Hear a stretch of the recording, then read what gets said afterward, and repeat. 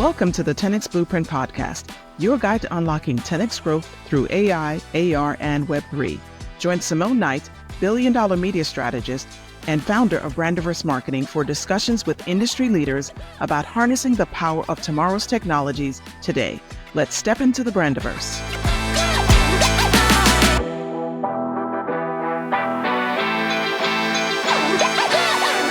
Hello, and welcome to the 10X Brand Podcast. My name is Simone Knight, and I am your host, bringing you a podcast that is dedicated to helping brands, both large and small, maximize their reach and revenue through marketing with AI. Now, I want to introduce you to my special guest today, Mr. Orlando Hampton. He is the Chief Customer Officer at Affiniti, a $2 billion unicorn with 2,000 plus employees. Affiniti provides award-winning contact center solutions. They provide software that uses AI to make optimal pairings between customers and customer service agents. In addition, Orlando is an accomplished public speaker, dedicated champion of diversity in the workplace. He serves on several nonprofit boards focused on providing opportunities to the underserved communities, including Ignite Worldwide. And just recently, he has been named to the boards for the Usher's New Look organization.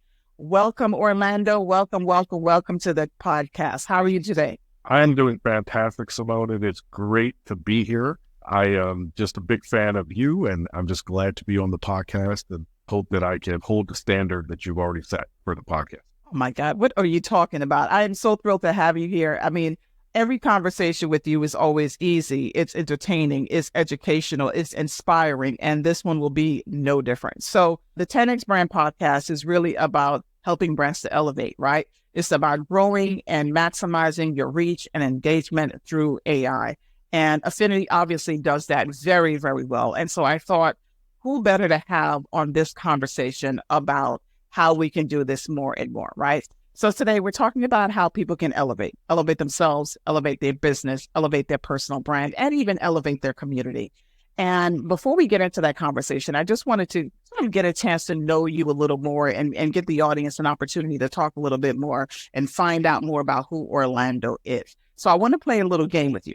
Rapid fire. Ready. Okay. All right. I don't want you to think. I just want you to react. Okay. So first question, martini or beer? I don't drink, but martini. That's what you should say that. Okay. All right. So James Bond, right? We have Pierce Brosnan or we have Sean Connery. Sean Connery. Okay. Beach or city? City. Miami Beach, city, or Las Vegas? Las Vegas. Mm-hmm. Steak or lobster? Steak. Okay. And the last question. Men's basketball or women's basketball? Women's basketball and a runaway.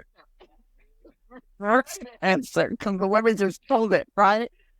So we know that they just had the biggest audience in basketball history, and we are so proud of the women's teams. Thank you, Caitlin. Thank you all for all the great players that really helped to make this happen, make this a moment for us, right? And talk about elevating. Talk about bringing your A game. Talk about bringing people together. I mean, what do you think about all of that just happened with women's basketball?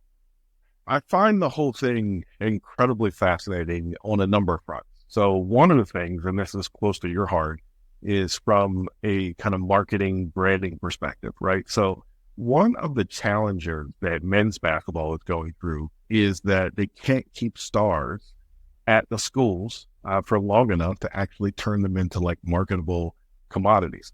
And so there used to be a time where stars would play 3 or 4 years of college basketball. And this was great marketing for college basketball because people knew the players on the team, could be excited about next year and seeing those players.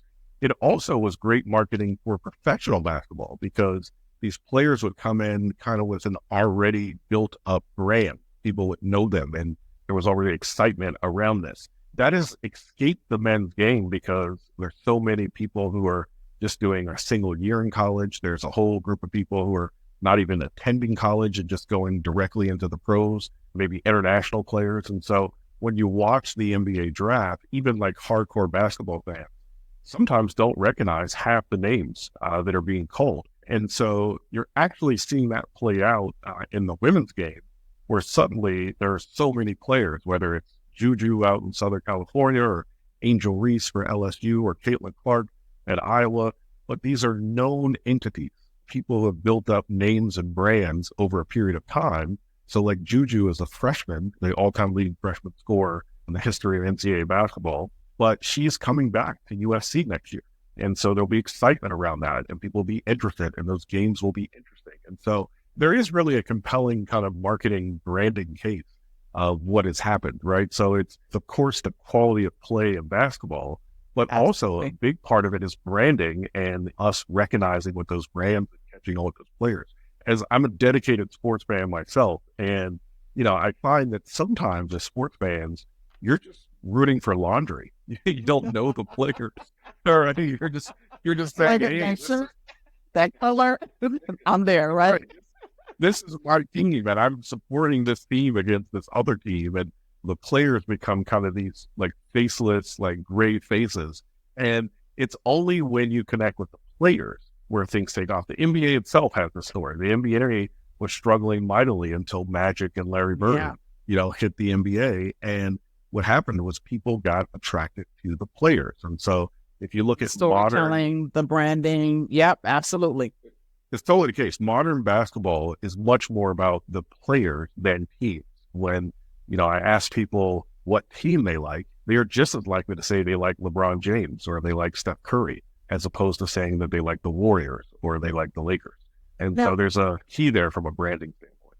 Now, this is pretty interesting because you being the chief customer officer at Affiniti. So what part of what you do is you have conversations with people and you bring people together, right? You bring people to the table. Can you talk a little bit more about, like, briefly, what does the chief customer officer do? And then I want to get into sort of that secret sauce in terms of how you bring people together from a consumer perspective and how we can do more of that in our lives as business owners, as business leaders, and even just people in our community. So talk a little bit more about what a chief customer officer actually does. So it's awesome. So it's a great question. I consider myself to be a tremendous advocate for our customers within the walls of Affiniti. And at the same time, I'm an advocate for Affiniti in the walls of our customers. So if I'm doing my job correctly, if you ask the customer where my loyalties lie, they would say his loyalties lie with Affiniti. He is always in here trying to expand the reach of Affiniti, get more data for Affiniti, make Affiniti a stickier solution.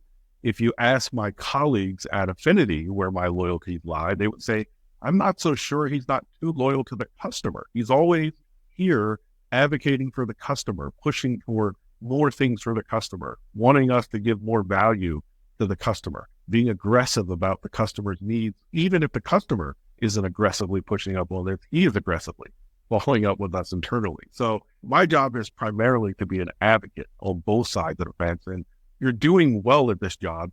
Both sides think you're a little too, your advocacy is a little too strong for the other side. The other thing I was going to say about this is, like, there's a real dividing line between chief customer officer and the business development functions in the company, right? So just sales. So although I'm involved in sales, it's in the Affiniti world at our biggest customers. There are probably very few people at a customer who can actually sign off on a product like Affiniti just because of the sticker price. So there's maybe, call it 5 people in an organization who can actually sign a contract like that. At the same time, there are probably 20 times as many people, 100 people who could actually say no. They can't actually agree to sign a contract, but they could say no. They could come up with a series of objections, right? Our technology stack is too high, or there's a compliance or labor reason or legal or finance.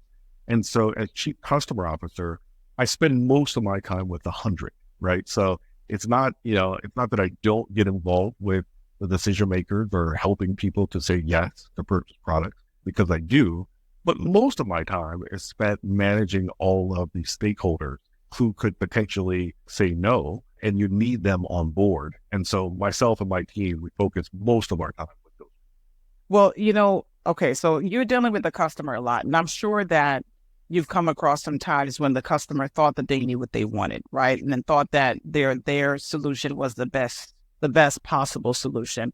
I mean, one of the things that I've heard you say in a previous conversation, and I want to sort of bring that to the forefront now, is that when it comes to some opportunities or some problems, it's not only the things that you don't know that causes the problem, it's the things that you think you know, but are wrong about that actually create an issue. Now, there's a funny thing that, we say in my family, it's like, you're wrong and loud. You're wrong and loud, and you just need to go sit down. So how do you handle that conversation in terms of those scenarios in these meetings with customers, in just general life, when people are just wrong and loud, and you need to be able to sort of maneuver that to get to what is right for the customer? How does this going to come right to the customer journey in a way that actually is going to bring value to the business or to the endeavor that you're working on? Because this literally is your everyday. So what would you say about that? I love the family creed about being loud and wrong. It is the most difficult thing to overcome when someone is virtually certain that they are right about something, and in reality, they are actually not right. They are incorrect about this thing. And that actually happens much more than we get credit for. There's a famous study out there where they go to people and they give you 100 questions to answer. And then of those 100 questions, once you've answered all the questions, they say, great, look at these 100 questions and now pick the 10 questions that you are certain about, that you absolutely know that you have these answers correct. And what happens is, when you yourself get to selectively pick the 10 questions you are certain about, on average, people are right about 8 of them. So the simple thing here is that when you are absolutely certain that you are correct, you are wrong 20% of the time, right? So if you really think about that, then you can imagine how often you're wrong when you're not certain. But this is when you are certain you are correct. Out of every 5 times that happens, 1 time you are dead wrong. And wow, so I think it's the first thing is understanding that about yourself. So that's just incredible knowledge to have about yourself, that although you are passionate and you are certain that you are correct, knowing that 20% of the time you are incorrect is a good thing to know, because you don't want to get so committed to any position that it's impossible for you to backtrack from that position, because 20% of the time you're going to have to. You're going to have to backtrack because you're actually incorrect about it. So that's the first thing, is like, I have to know that about myself, that when I go in and present something, I could be wrong. Now, here's my question.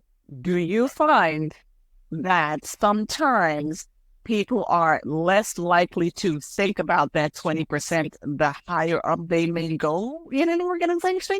Can that be a trend? Because I know I've seen some of that. Hey, go back to that loud and wrong. Yeah, it's totally the case that people will draw down on this. Now, the funny thing about that is that it's not intuitive, but it is true. The higher you go in an organization, the less close you are to actually what is really going on. So in a weird way, the greater your number of promotions, the higher you go, that's the further away you are from the actual reality, the actual truth of what is going on. So to your point, it is possible that as you get really high in these organizations, you are adamant that you are correct about something, but in that case, it's probably more likely that you're wrong about it. It's probably greater than 20% because you're not actually doing the work. I'll give you a real life example that happened like in my business. I obviously talked to a lot of executives about their contact centers and how customers are engaging them. So whether that is through chat or through voice or mail or any other kind of retail setup, but however their customers are interacting with them. And what I find is at the top of the house, people have a general idea of their customer service approach. So when you sit down with a CEO, the CEO may say something like, our customers are really important to us, so we never, ever have them wait on the phone. When they call us, we always have an agent available to take their call immediately. And you say, okay, I get it. No customer wait time. There's always a surplus of agents available and no customers in queue. And then as I get closer and closer and closer to the operation, you'll end up meeting a center director who says, hey, actually, It's a nightmare for us to have agents who are sitting here and being available. It's wildly inefficient to have all these agents just sitting here and doing nothing. So we like to keep customers in queue so that agents are kind of relatively busy all the time.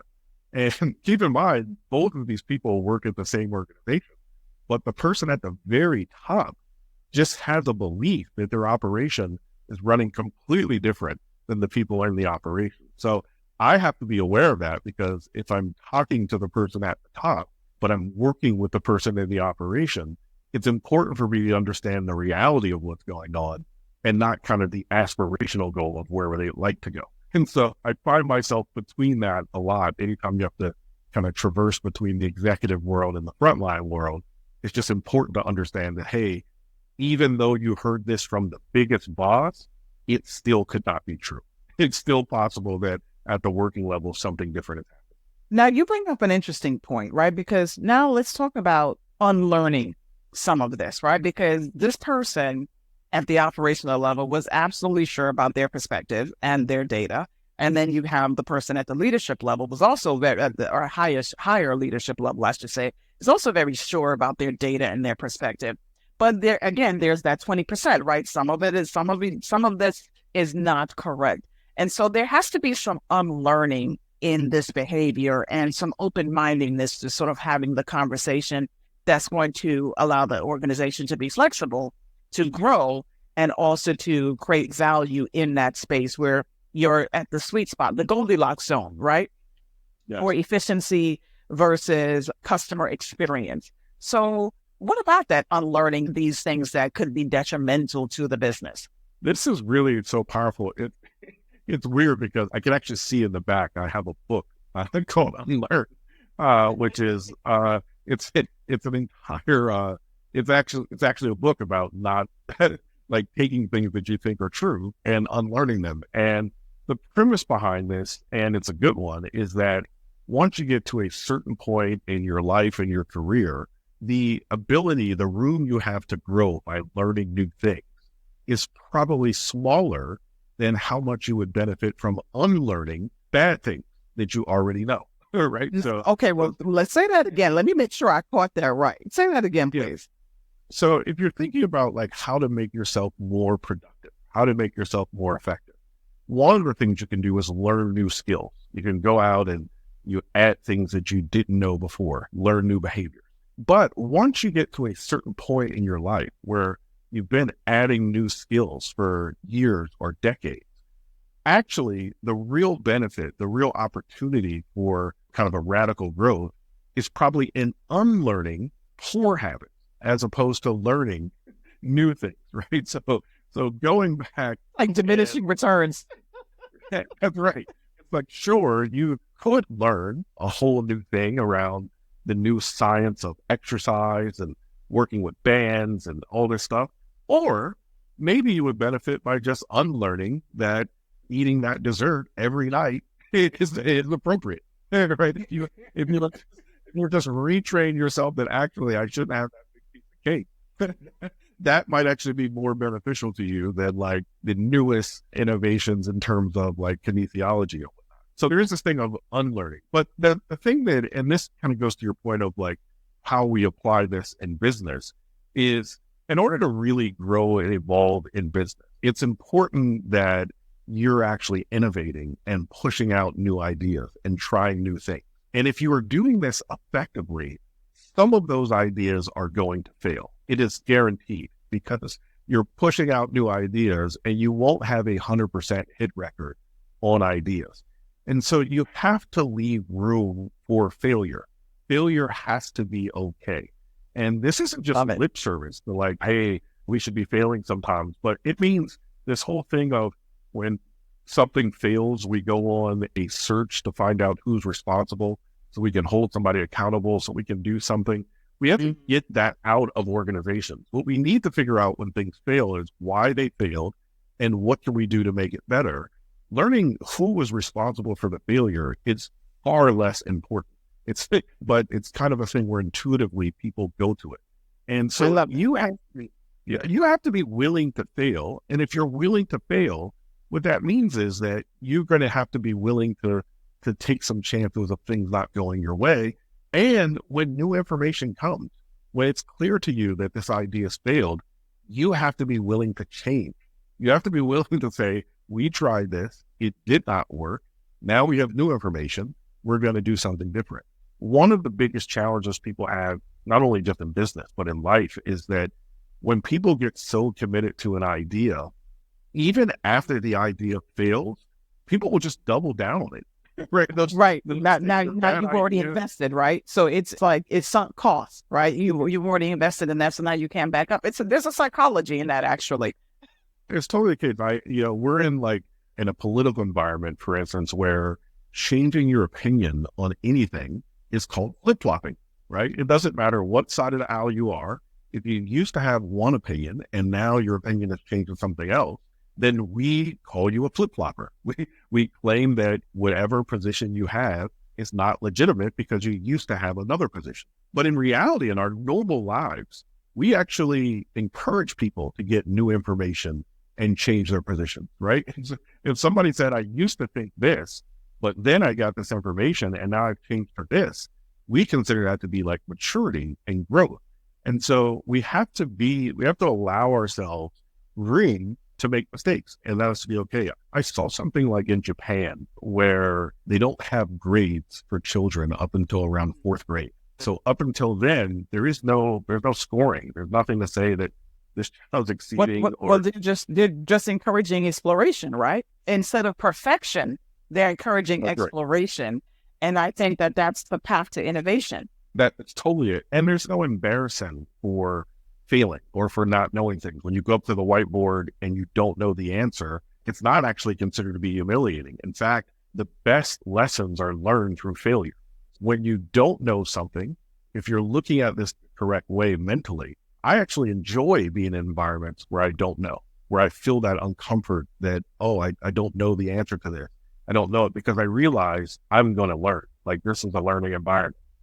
It's funny. I want to double back down on that, what you said about failure, because there are a lot of lessons from failure. And I remember that there was at one point in my organization where I wanted to create an award for failure. But the award was the best failure. Okay. So the idea was that the project that did not necessarily get to the end desired result, but we learned the most from, that was the award. That was the project that would get the award for the best failure. Because in that case, it's what you just said, Orlando. You learn the most from failure, right? There's a lot of inventors that we hear of. Ben Franklin, right? So these are guys who are very famous inventors, right? And you don't hear about the 10,000 times that they failed at something. You hear about the times that they succeeded. But that each failure taught them something else to finally get to the point where they learned. So that iterative process is what we have today in business.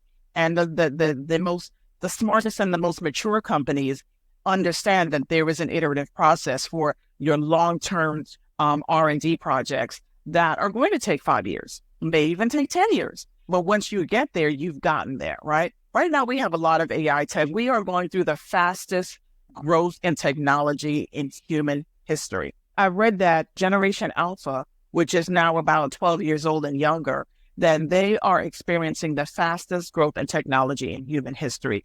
Think about it. Of all the things that has happened, that have changed, that have been invented in the past 12 years, right? Yeah. And augmented reality, artificial intelligence is obviously at the forefront of that, and businesses are using that every day. Everyday people are using these tools. I was having a conversation with an educator about how school and education is changing, because there's a question as to what about AI when kids have to write a paper or solve some sort of problem. And the conversation turned to this. We are now expected to use a calculator in college, in high school, in middle school, because a calculator is a tool, just like the hammer is a tool, just like a drill is a tool. You don't test a carpenter based on how well he or she is able to build without a hammer or a nail or something like that.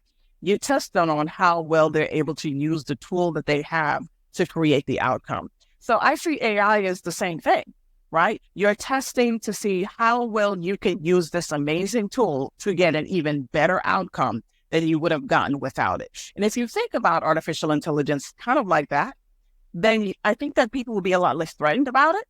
And people would instead focus on how do I get the knowledge to use the tool rather than a lot of sky is falling, which is, oh my God, I don't know, I'm going to be replaced. We still have a lot of opportunity to learn and to grow with the tool and use it. So I know that that's a big part of what your team is doing, your organization is doing in terms of bridging the tool with humans and making the right pairing. And that is the secret sauce, right? It's bringing me as the user, as the person who's needing support to the right agent that is going to give me the level of support that I need. And I think that that's revolutionary because you know what? I don't know about you, but I've been on some phone calls where I'm just like, okay, who is this person?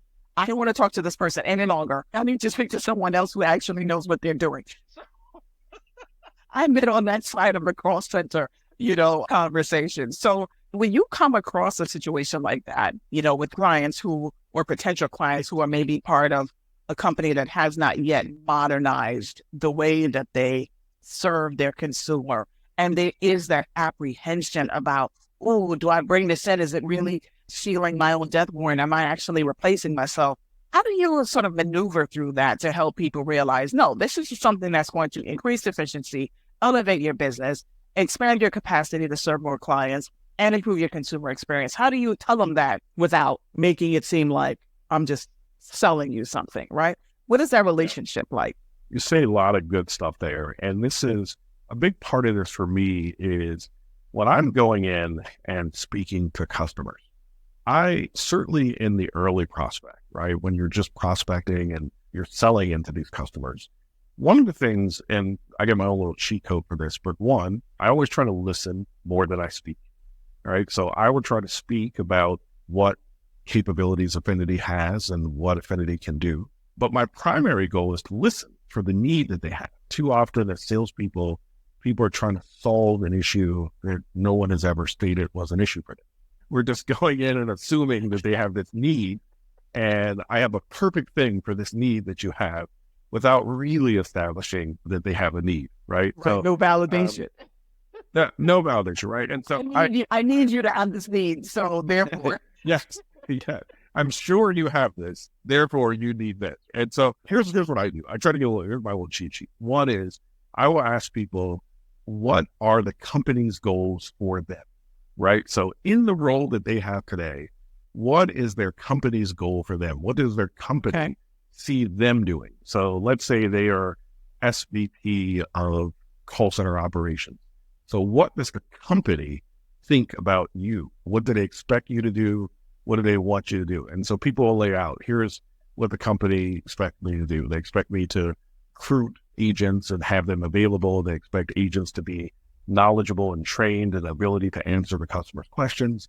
They expect our customers not to wait for an inordinate amount of times, only have to talk to us once and not call back to get issues resolved, right? So there's a series of things the company expects out of them. And then I actually ask them, take me through a day in the life of the work that you do, right? So when you come into work every day, what do you do and how do you go about doing it? And I will go as in depth as they are willing to allow me to go. If they say, hey, come to my office and spend a day with me, I will happily do it. And really what I'm looking for there is time is the most valuable resource, the most valuable resource on this planet, right? There's nothing more valuable than time because time cannot be replenished. There's nothing you can do to get more time. And so by seeing how someone spends their time, you can actually see what is actually important to them, kind of regardless of what the company is asking them to do. Are they spending their time trying to accomplish these things, or are they spending their time on other things? And if they are, that is actually what is probably really important to them, the thing that they're spending their time on. And so it's good to find the difference between what the company's goal is and then what they're actually spending their time. The next question I'll ask them is, what are their personal goals? And keep in mind, this is different than that first question. The first question is, what are the company's goals for you? This question is, what are your personal goals? So your personal goal is perhaps you want to be promoted. Perhaps you want to be, an EVP or the president or the CEO one day. Perhaps you want to be a thought leader in this space and make yourself more viable as a candidate for another job in another area of the business, or maybe even another company. But it's very likely that these goals are not necessarily the same as the company's goal for you. The company's goal for their SVP of contact center operations is not to eventually turn them into the CFO. It's like, that's fine if that happens, but it's not like a stated goal that they plan on turning all of their senior vice presidents into C-level executives at some point. But your goal could in fact be that you want to be a senior level executive. And then my last question is, how can I, or Affiniti in this case, but Orlando personally as well, how can I be of assistance to you? And if you can get people to actually state how you personally can be of assistance to them, then the solution that you are offering, it is custom made, because they're going to tell you, here is how you can be of assistance to me. These are the things that are important to me, right? It's important to me that my agents are having good quality experiences while making sure that our customers have world-class service. And if I understand that that's what's important to you, and then I can figure out, is that something that I can help to offer? Does Affiniti have a product that is going to augment your agents in a way that they feel better about their jobs while they're providing world-class customer service? And if they do, then great, this is like a wonderful marriage. It's possible, though, when you go this route, that there is no need for your services. That actually happens sometimes. You meet people, you talk to them, you figure out what their goals are. Absolutely. And what they don't need is your service. They need something else. And I'm open to that as well. I'm open to saying, actually, I don't see a need for our services here. It seems like you need these other things, right? Like maybe your issue is that the agents on your contact center floor, there's 50 agents to every supervisor. And so you actually need more supervisors. Right? You need to cut that ratio down. And that's not something I can offer you. I can offer you advice, but there's no product that I can sell you. And I'm okay not selling you a product that you don't need. And so that's my personal approach to this. And like, it really kind of builds on this, my brand, to the extent that I have a brand in this space. It's around authentic relationships. And so it's important that I'm building relationships and building trust with people, but I personally can only do that if they're authentic. I don't mean that there's like, as praise for myself. I actually mean I'm not good enough at my job to actually connect with people in an inauthentic way. Right? Like it's not my thing. I don't think I've ever seen anyone not connect with you. Orlando, you are really, you are definitely a genuine person. And the things that you just talked about, you do those, you live those ideals to connect and understand people's goals, what they need, and how you can help, right? And I mean, those three simple things go a very, very long way, not only at your job, but also in your community, even in your family, right? What do you need? What are your goals? How can I help? So it sounds so simple. You're like, well, is that really rocket science? It kind of is. I find it amazing how many people show up with like a complete offer to give you a service without ever asking you if you needed it. They're just full into this pitch of whatever their service is. And like at the end of the pitch, they then ask you, is that something that you think you would need? They're like, no, like that's a question you should have tested before you even got in this conference room, right? I just saw a great quote about this. It's so powerful. I wanted to just like print it out.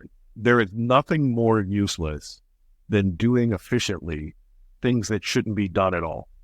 That's a good one. Oh man, Orlando, I mean, this is really great. I have one last question for you, right? Because at your level in your career, you are working on very big ticket items from a customer and sales generation perspective. And for those people who are in the lead gen business, right? The AEs, maybe mid-career account executives, or maybe someone starting early on.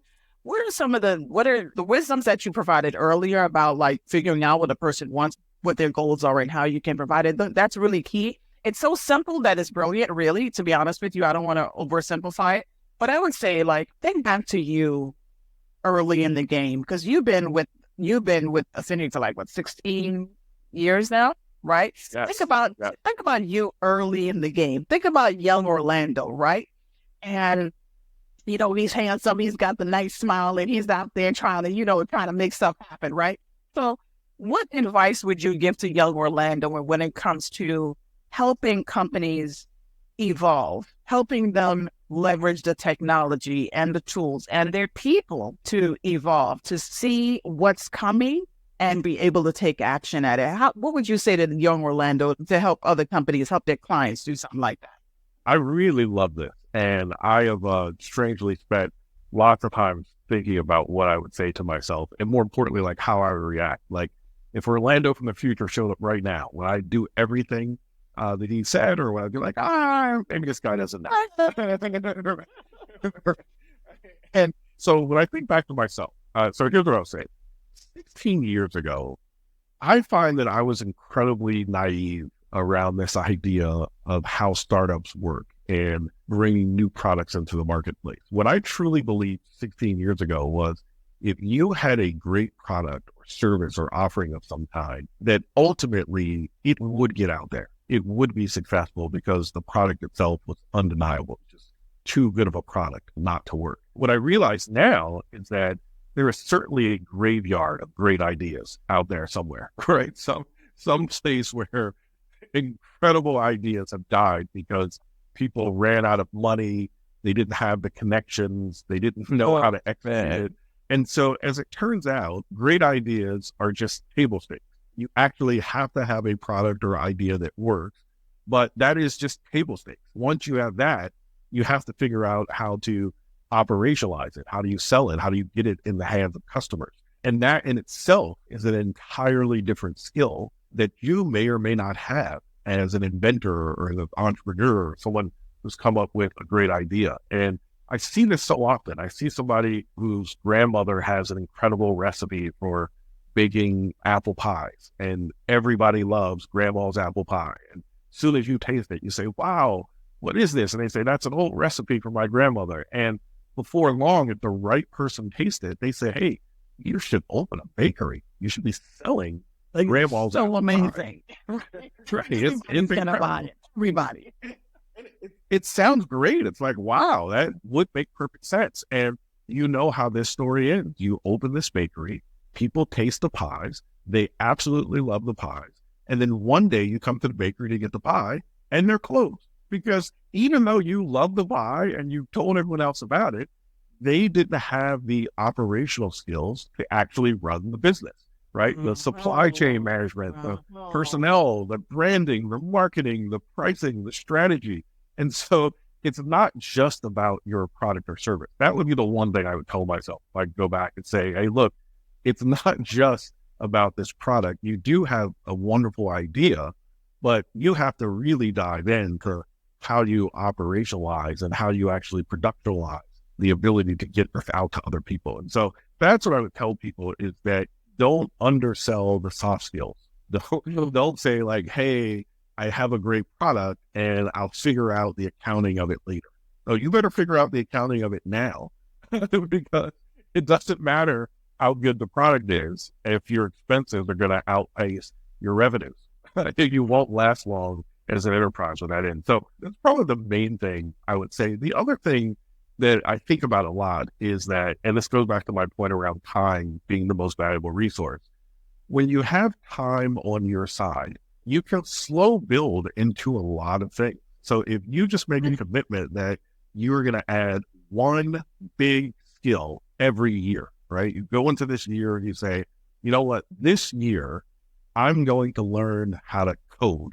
I'm going to spend time learning how to code. And next year, I'm going to learn how to ballroom dance. Like I'm going to take classes. I'm going to do ballroom dancing. Do all the things.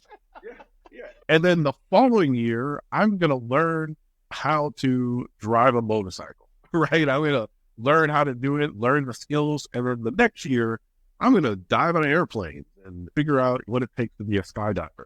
Well, each year, that's not that big of a deal, right? Learning how to skydive in a year is not like a huge suck on your time. That's a no for me, right? I don't care what kind of, that's not really something I want speedy classes on either, right? That's a no. I'm not jumping out of a perfectly good airplane. Well, I have to admit, I also, if you hear about me jump out of an airplane, it was because the plane was going down. It is not because I volunteered to do it. But the key is, if you add one of those big skills every year, 5 years from now, just imagine how interesting of a person you will be. Right? It's like, oh, wow, this person is like, they actually spent a year like learning to be a bartender. And he spent another year learning how to cook. And he spent another year. It's like the Dos Equis commercial, right? It's like the most interesting man in the world, right? That's right. And so that is like a huge advantage that young people have over the rest of us, is you just have the time. In 10 years, you could put together 10 huge skills that would just make you interesting for the rest of your life. You feel like, oh, wow, this person knows how to cut hair because they spent a year learning how to cut hair. Well, now you knew that was your job in college. You knew that you knew that you were out there with your barber skills, man, earning some extra cash. I had to do anything. I had to do anything to get my way there. So yeah, so that would be my advice, right? Use time to your advantage and don't undersell the soft skills, because they're important. They're important things. Look, you probably know that better than anybody in branding and marketing. I can only imagine the number of businesses that you come across that are successful in their own way, but they spent literally zero time doing any kind of brand or marketing work. Zero. They've never. There's some of those in my own family, because I come from a family of serial entrepreneurs, to be quite honest with you, where it's like some word of mouth marketing that was happening. And then there are also some very successful entrepreneurs in my family as well. And their approach to marketing is definitely not as structured and corporate and so forth as mine is, but still effective, right? And what I do is I find myself, Orlando, I don't know about you, I find myself sometimes in these stores or, consumer situations where I am in a huff because I'm waiting too long, or something is not positioned where it should be, from the customer experience, or there's an amazing opportunity for this company or this storefront to do a much better job at something. And I find myself re-engineering their operations in my own, just because I'm like, hey, you know what, you can do this. You can do this a little bit better. And sometimes I actually have told them, of course, they're looking at me like, okay, who are you and why are you telling me this? Right. So I have to explain my background, that I'm an engineer and I'm a marketer. That's why I know how you can improve your business 10x right now. That's incredible. I can tell you a really quick story. When I was growing up, I went to a barbershop. I'm from Wilkinsburg, from Pittsburgh, Pennsylvania, but a small part of Pittsburgh called Wilkinsburg in the suburbs. And so I went to a barbershop, and every single person in my town went to the same barbershop. And I kid you not, the sign outside the barbershop said barber. That's it. There was no logo, no name, no branding, right? And the person who owned it, they was Charlie, and it became Charlie's Barbershop. That's what everybody called the place, right? I go to Charlie's, and that's where I get my haircut. And you would have to wait 3-4 hours sometimes to get a haircut. And it never even occurred to them that they should add more chairs, add a second location, right? Do something to take advantage of this demand. And it was incredibly profitable. There was lots of people in there spending their money, right? I'm sure Charlie was able to live a good life out of this. But then Charlie died suddenly, and the barbershop just closed, and that was it. And the business just ended. And I look at something like that, and I think that is a clear example of a business that who knows what that business could have turned to. I mean, and I'll give a little hint out there to everybody watching this. I mean, even today, what is the big African-American barber chain? What is it? It doesn't exist. Crickets. And there's,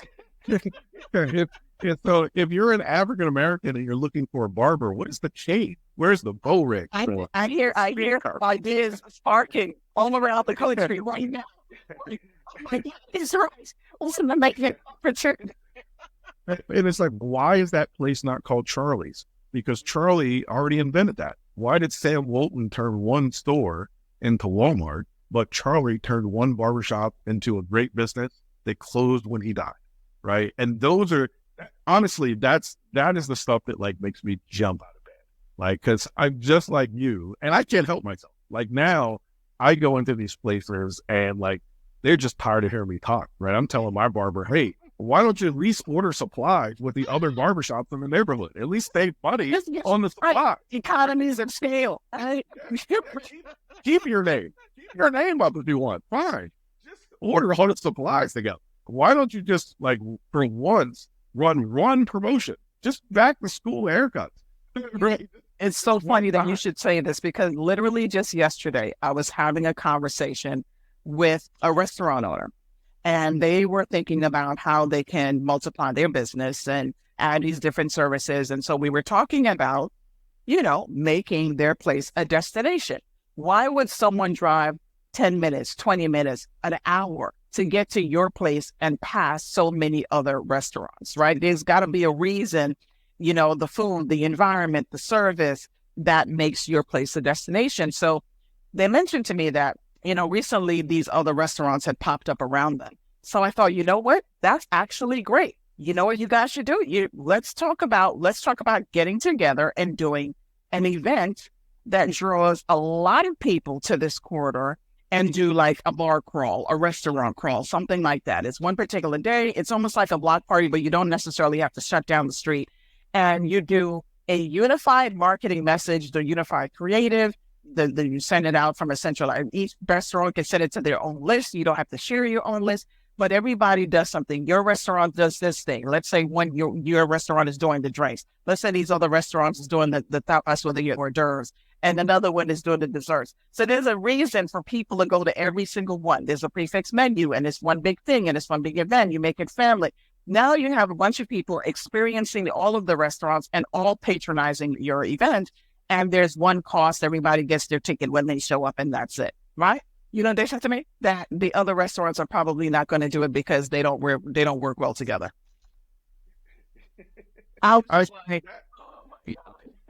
That does not surprise me. It is the thing where, I hear myself kind of constantly like pushing this message out there, but it's like, there's certain things, and this is my passion, right? It's like, I think about these things that we do with big businesses that are like, again, table stakes. All big businesses do them, right? No, there's going to be no big business out there that says we've allocated no time or money to branding and marketing, right? It just doesn't exist, right? There's nobody who doesn't have some expansion strategy. Can you imagine if Apple opened a single Apple store and it was wildly successful and they never opened another one? Like, that just would never happen, right? Like, of course, and they did that. They did that. It was called the garage. When they first started that. And that's right. It's like, of course they're going to expand.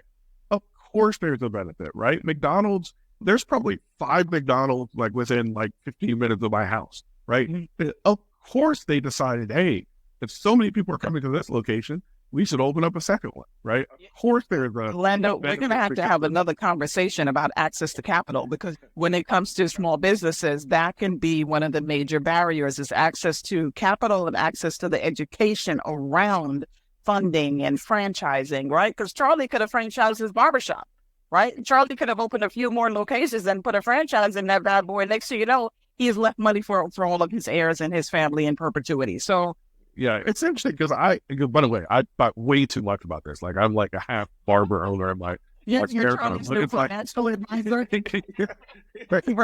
It's like, it's like the place was literally called Barbershop. Like, so it wasn't even called, like, it officially wasn't even called Charlie. It was just a sign up that said Barbershop. So, like, my thing was, you don't even have to share money.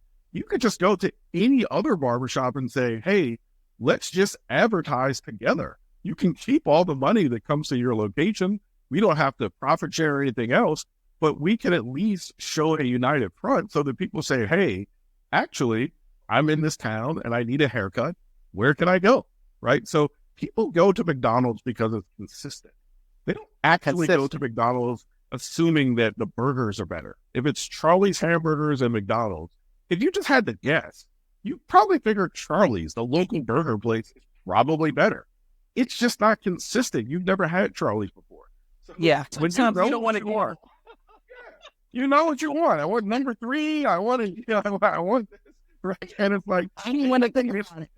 Yeah, that's So like, imagine the barbershop experience or the hair salon experience where somebody just brought in consistency, where you just knew, like, this is what a haircut costs.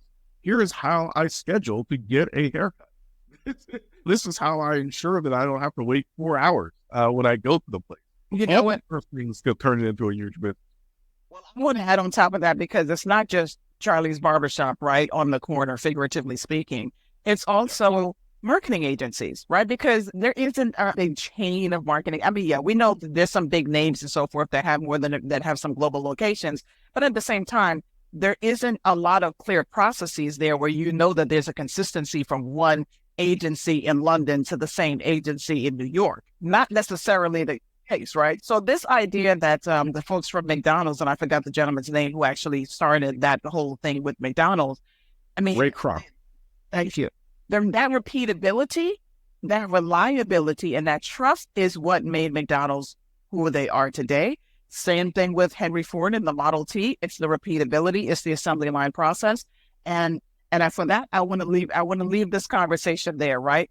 Focusing on trust, repeatability, creating relationships, and leveraging opportunities to expand, right? That's the big thing. That's the idea behind the 10X podcast, is how can you use marketing, AI, emerging technologies, and all that we've been looking at in terms of how you grow a brand. How can you use all of that to expand your services and help more people?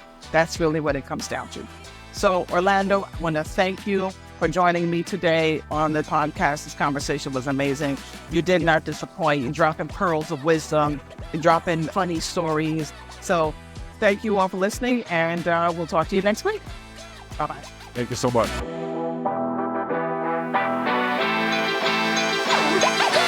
Thank you for joining us on the 10X Blueprint podcast. If you found today's episode inspiring and want to stay ahead of the curve on the latest trends in AI, AR, and Web3, be sure to subscribe to our podcast and follow us on LinkedIn and YouTube at Brandiverse Marketing. Together, we'll unlock the blueprint for 10X growth. Don't miss out on our next episode, and until then, onward and upward.